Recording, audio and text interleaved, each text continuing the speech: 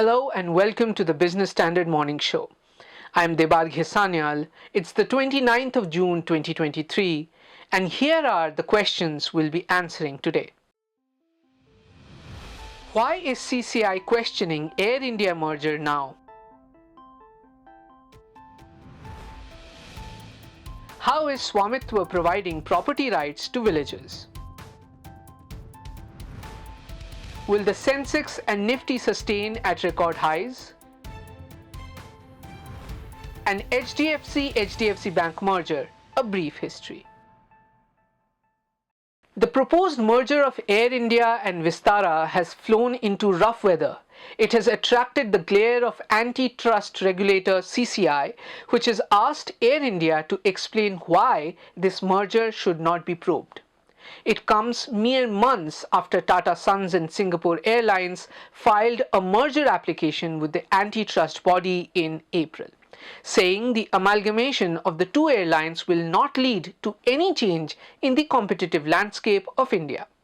So, in today's first segment, Bhashwar Kumar tries to find out why the CCI is now raising questions about the proposed merger, which was announced in late 2022. Let us listen in.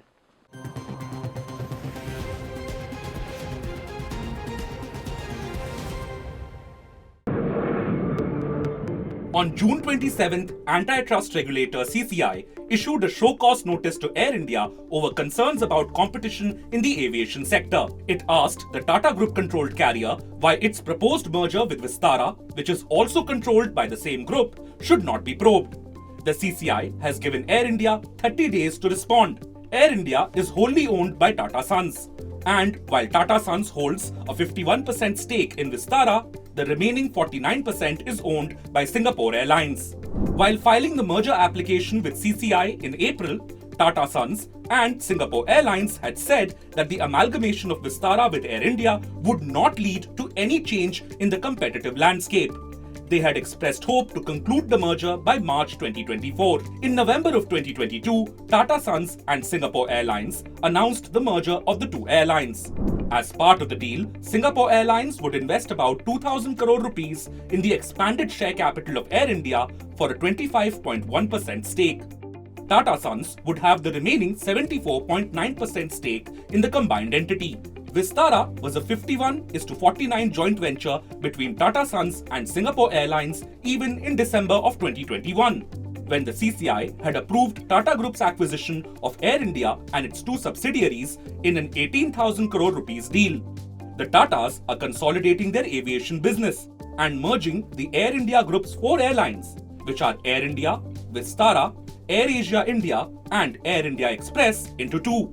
While Air India is being merged with Vistara to create a single full-service carrier, Air Asia India is being merged into Air India Express to create a single low-cost airline under Air India. Air Asia India and Air India Express are completely owned by Tata Sons, and their merger received CCI approval in June of 2022. Against this backdrop, why is the CCI now concerned about the Air India-Vistara merger plan? I think the trigger would be that the combination is meeting the prescribed threshold requirements that are there in the Competition Act. And the second is that post the combination, what I understand is that the shareholding of Singapore Airlines will be diluted to approximately 25%. So there is a possibility of change in degree of control of the combined entity. If that is the case, the CCI would look at the deal. Now, the CCI typically has 30 working days to either approve the transaction or send it for a detailed investigation, which we call a phase two investigation. Now, after analyzing the deal and the data provided by the party, the CCI, what I believe, is of the prima facie view that the deal will raise certain competition concerns, and then they have issued a show cause notice to the party to explain why the combination should not go into the phase two investigation. Now, the parties here have 30 days to respond to the notice. During that point of time, they can effectively respond to the notice or provide remedies to the CCI to elevate any CCI concern. The changes which has happened in the airline market in recent times itself. So today you have Go Air, which has filed for bankruptcy. SpiceJet itself is not in a great shape. So you're looking at a situation where you have Indigo, you have controlled entities of Tata, which is Air India, which is Vistara, which is Air Asia. And when there is this merger which is happening, there is consolidation. So CCI might have thought that this is a fit case where they would like to have a little bit deeper analysis of whether there is going to be any anti-competitive effects because of this merger. And that could be, to my mind, the immediate concerns there. The Competition Commission of India's mandate is to ensure fair competition in the marketplace, which is why deals beyond a certain threshold require its approval. When it comes to domestic passenger numbers, the Air India Group had a 25.1% market share in the January to March 2023 period, while Indigo, India's largest airline, had a 55.7% share. But on India's top 5 busiest routes, data from aviation analytics firm Cirium show that the Air India Group's 4 airlines hold a share of between 38 to 53% in terms of scheduled flights. Against this backdrop, what approach is the CCI adopting while examining the Air India-Vistara merger? So the CCI would try to ensure continued competition on all the routes affected by way of this merger. Now, to examine the merger, airline merger in specific, the CCI uses an internationally accepted point of origin and point of destination approach. Now, according to this approach, every point of origin and a point of destination should be considered to be a separate relevant market from the customer standpoint. Now, to put it simply, let's take an example of a flight from Delhi to Jabalpur. Now, a Delhi to Jabalpur flight route would constitute a separate relevant market from the CCI standpoint, and the CCI would see whether the combined entity would face enough competition on this route after the merger. Hence, in summary, the market share on these specific routes will play a very important role. Finally, what could happen next in the matter? The CCI would have asked them, the merging parties, to explain why a detailed investigation known as a phase 2 should not be conducted, and they have 30 days to file their response. A phase 2 is a lengthier process where which involves publication of information in newspapers as well as a third-party consultation. After this, the CCI may either approve the transaction, reject the transaction, or propose modifications to the transaction. Such modifications would typically include structural remedies such as divestiture of assets or behavioral remedies such as price commitments. But it is important to note that the CCI has never blocked a deal so far. Experts believe a show cause notice doesn't necessarily mean that CCI has found a red flag in the proposed Air India-Vistara merger. For now, it only means there are aspects of the merger that need to be examined. While we will have to wait for the CCI action's outcome, it is clear that competition in the skies is now on the regulatory radar.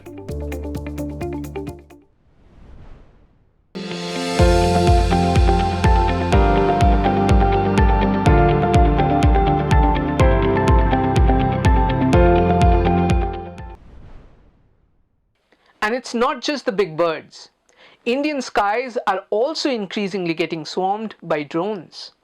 They are out for delivery, they're employed in security, and now they're mapping land parcels in rural areas to help clearly define land rights. The recently launched government scheme Svamitva will provide exact coordinates for accurate map making with the help of drones.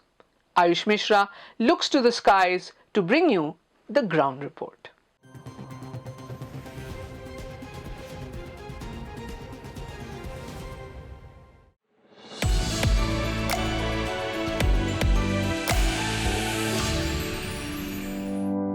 In former Surveyor General of India, Lieutenant General Girish Kumar's words, maps are nothing but an accurate representation of the ground on paper, and the more accurate it is, the more representative it is. Map making has indeed been an integral part of any nation's development journey. But after over 70 years of independence, there is hardly any revenue record of residential areas or abadi lands of villages. Only farmlands are registered in the revenue records.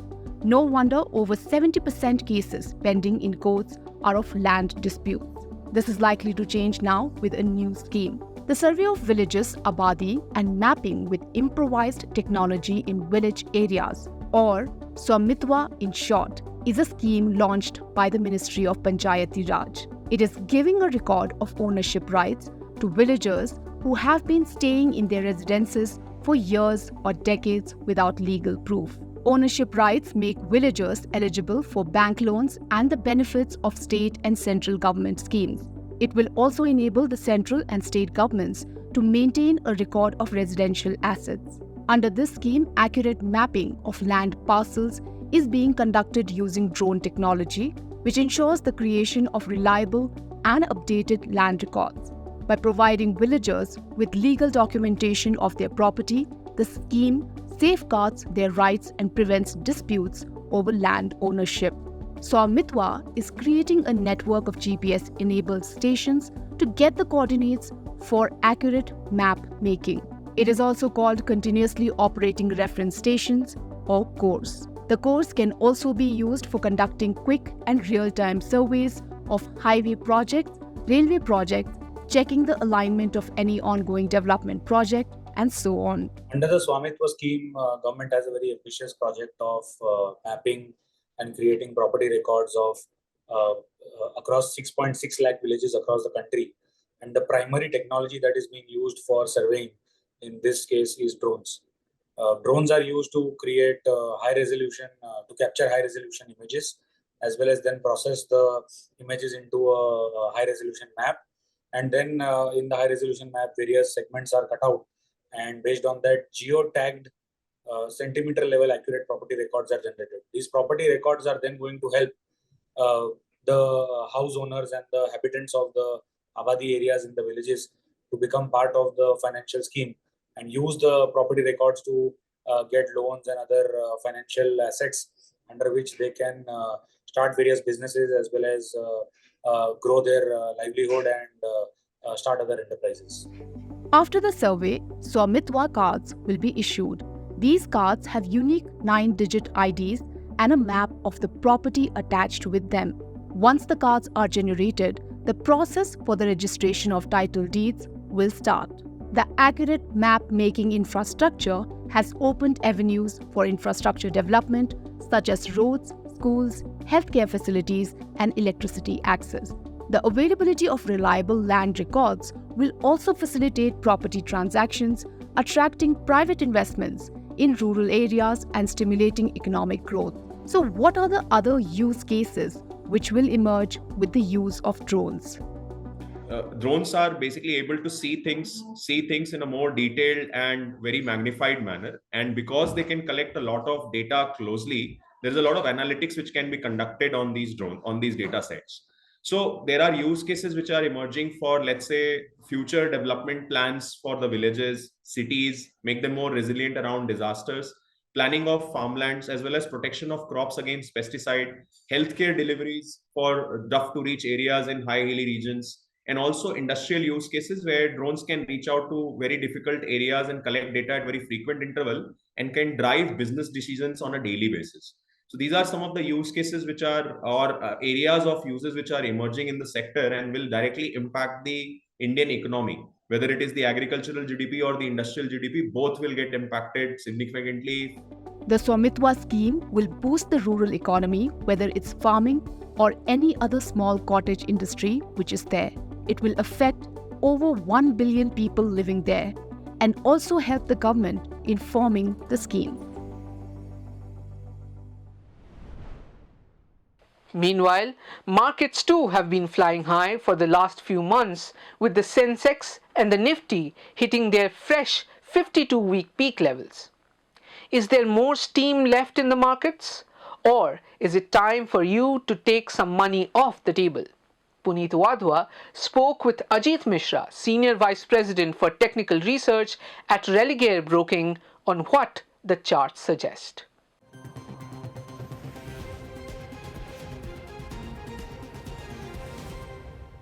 Hello and welcome to the show. I'm Puneet Wadhwa and we have with us Ajit Mishra, Senior Vice President for Technical Research at Religare Broking with us today. Hello Ajit and welcome. Thank you, Puneet. Thank you. The markets have seen a good run in the last few weeks with the Sensex and Nifty hitting their respective 52-week high levels. So what is the road ahead? Is it time to book profit? And what are the key levels that you're watching out for on the Sensex and the Nifty? Right. So, Puneet, it's almost like 7 months. It took us to reclaim the record highs and been a gradual move, across sectors, and especially, without much of the participation from the banking index.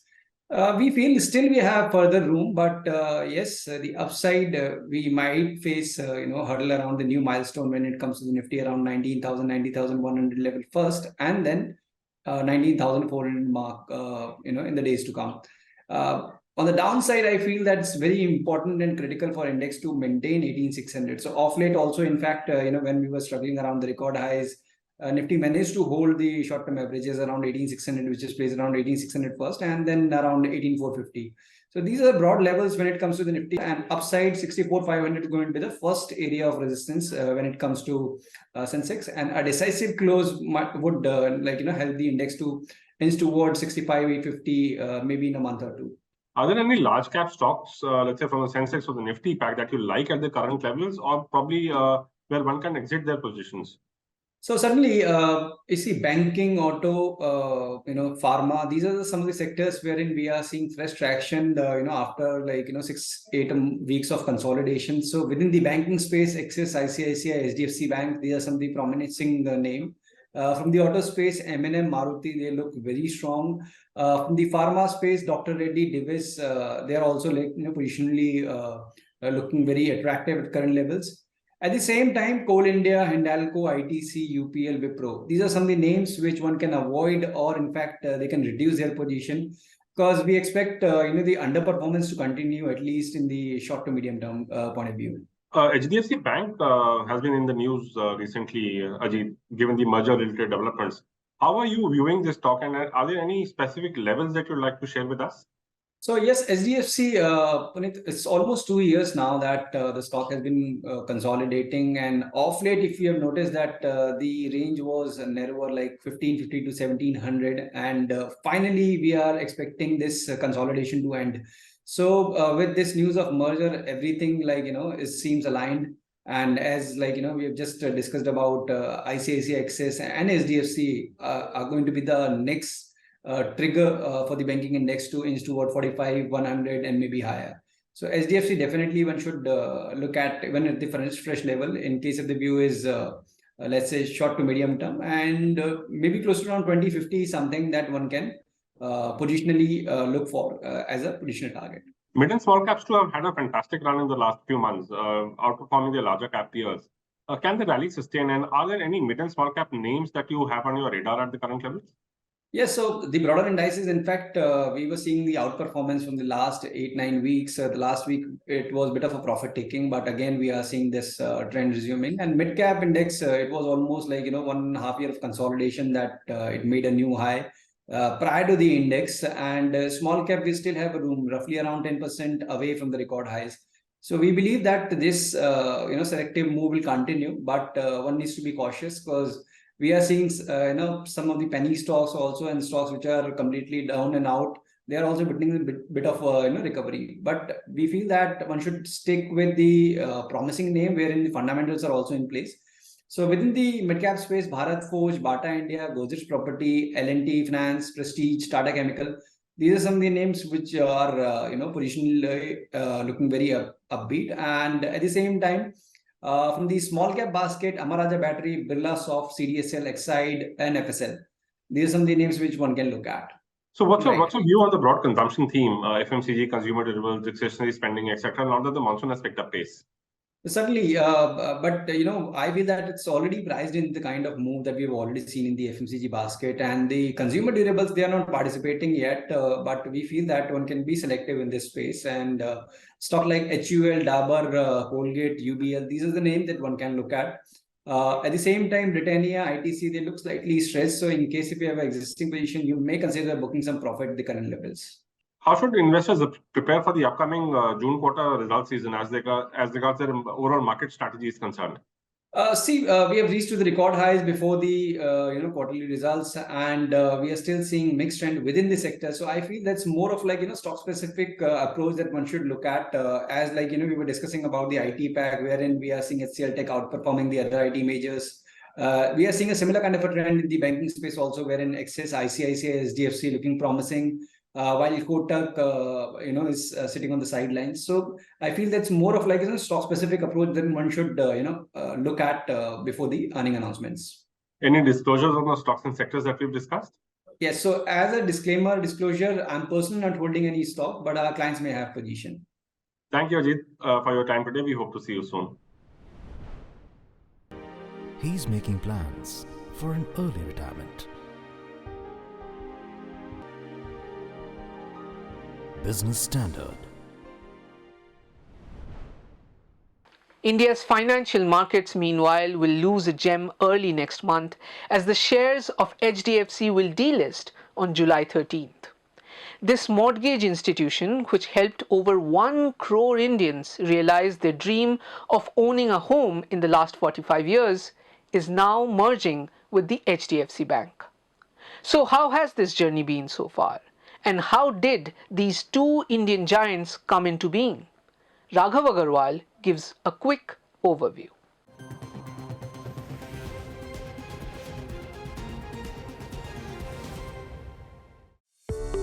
HDFC was founded in 1977 under the leadership of H.D. Parekh, also known as Hasmukh Bhai.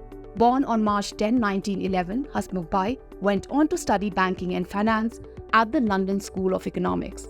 After returning to India in 1936, Parekh began his career in finance with a stock-broking firm, Harkisandas Lakshmidas. He served the firm for over 2 decades. In 1955, Hasmukh Bhai played a key role in the foundation of the Industrial Credit and Investment Corporation of India, now known as ICICI Bank. In 1956, he was appointed the Deputy General Manager of the corporation. He retired from ICICI's board in 1976 as the chairman. It was after his retirement that he went on to lay the foundation of HDFC. When it was incorporated on October 17, 1977, HDFC became India's first specialized mortgage company. It was promoted as a development finance institution, or DFI, by ICICI and the International Finance Corporation, Washington.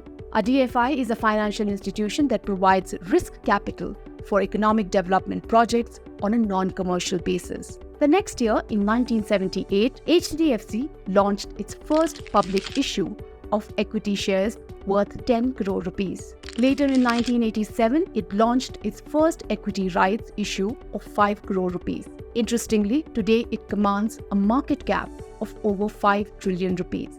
Hasmukh Bhai stayed at the company's helm until 1993, when his nephew Deepak Parekh was appointed chairman.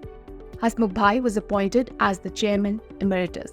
Today, HDFC has a presence in banking, asset management, venture capital, life and general insurance through its associate and subsidiary companies. The bank, which currently has a market cap of over 9.3 trillion rupees, was founded and incorporated in August 1994. It commenced operations as a scheduled commercial bank in January 1995. Later that year, HDFC Bank listed on the Indian bourses. On April 4, 2022, HDFC announced that it would merge with HDFC Bank in what is being seen as the biggest merger in India's corporate history. The merged entity is expected to have a combined asset base of around 18 trillion rupees. Under the deal, each shareholder with 25 shares of HDFC will receive 42 shares of HDFC Bank. The shares of HDFC will be delisted on July 13. I'm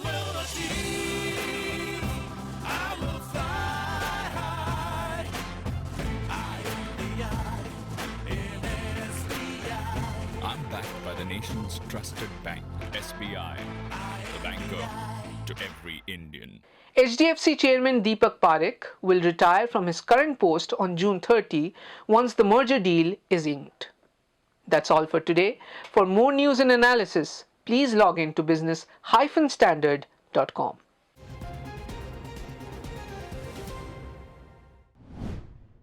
If you like this video, share it and subscribe to Business Standard.